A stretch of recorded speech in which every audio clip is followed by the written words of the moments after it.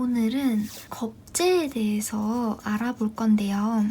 겁재라는 것의 뜻은 이 재자가 여러분도 많이 아실 텐데 재물에 해당하는 그 재자예요. 그러면 이 겁하고 같이 해석을 하게 되면 뭐냐?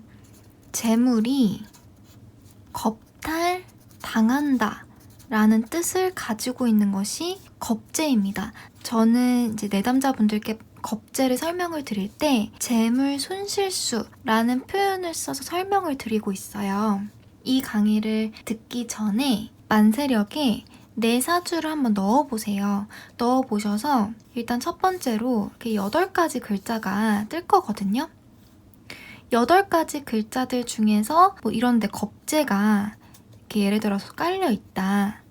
그러면 기본적으로 내 사주에서 재물 손실수가 있다고 생각을 하셔야 되거든요. 그래서 이렇게 겁재가 내 사주에 들어올 때, 이렇게 겁재가 내 사주에 있을 때 또는 세운이 있죠, 세운. 세운이라고 하는 거는 일단은 대운도 있고요. 대운이라고 하는 거는 10년마다 바뀌는 그런 운입니다. 10년마다 바뀌는 규모가 큰 운을 대운이라고 하고요. 연운은 매년마다 바뀌는 운이에요. 그래서 올해는 기해년이죠. 올해는 기해년이고 내년은 경자년입니다. 경자년, 매년마다 계속해서 바뀌는 운을 연운이라고 하고 매월마다 바뀌는 운도 있어요. 그래서 이걸 월운이라고 하는데 이러한 세운들의 겁재가 들어왔을 때 이 부분을 어떻게 해석을 해야 하느냐에 대해서 제가 오늘 말씀을 드리겠습니다. 그래서 일단은 겁재라는 것의 표면적인 뜻은 재물을 겁탈당한다 라는 뜻이기 때문에 재물 손실수로 일단 기본적으로 해석을 하셔야 돼요. 이 겁재라는 것은 첫 번째로 정제를 공격하는 성분입니다. 이 정제라고 하는 것은 재성에 해당되는 것으로 쉽게 말씀을 드리면 그냥 재물이라고 생각을 하시면 돼요. 재물을 공격하는 그런 기운이기 때문에 재물 손실수가 좀 들어온다. 이렇게 기본적으로 생각을 하셔야 되고요. 이 겁재는 두 번째로 극단적인 힘을 의미를 합니다. 그래서 예를 들어서 내가 갑목일간으로 태어났어요. 갑오일주예요. 근데 여기 월주에 을축 이렇게 와 있어요. 그러면 이 겁재라고 하는 것은 여기가 이 갑목을 일간이라고 했을 때 이 을목이 바로 겁재에 해당이 되거든요. 이 을목이 겁재에 해당이 됩니다. 이 갑목은 양간이고요. 을목은 음간이에요. 따라서 이 겁재라고 하는 것은 나와 음양이 다른 글자를 십성으로 나타냈을 때 겁재가 되는 것입니다. 나와 음양이 다른 경우에는 비견이 아니라 겁재가 되는 거거든요. 그래서 음양이 다르다 보니까 힘 자체도 상당히 세요. 이런 겁재를 사주 안에 가지고 있다고 하면 극단적인 힘이 그 사주 명식 자체에 있는 거고요. 또한 해석을 해보면 변혁도 해당이 돼요. 뒤집어 엎는 거죠. 변혁 또는 혁명.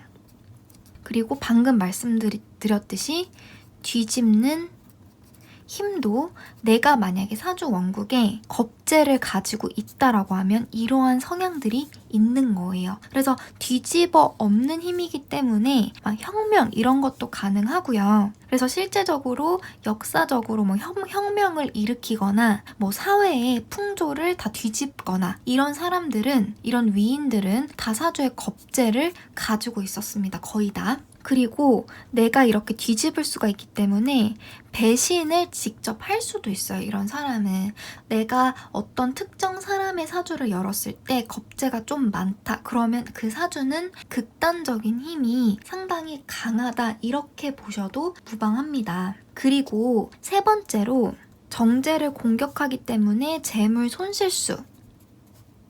이렇게 기본적으로 해석을 하면 돼요. 그러니까 남녀 모두에 공통되는 그런 사항이고요. 남자와 여자 모두에 해당되는 사항이고 제가 지금 말씀드리는 것은 남자분들이 참고를 하시면 좋아요. 정제를 공격하는 것이 겁재라고 했는데 재성을 그러니까 공격을 하는 거죠. 이 겁재가. 그러니까 재물을 노리는 그런 기운인데 남자 사주에서 재성은 여자입니다.